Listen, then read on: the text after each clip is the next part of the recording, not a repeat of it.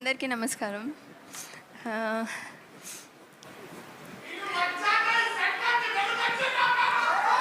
నాకేం అర్థం కాలేదు.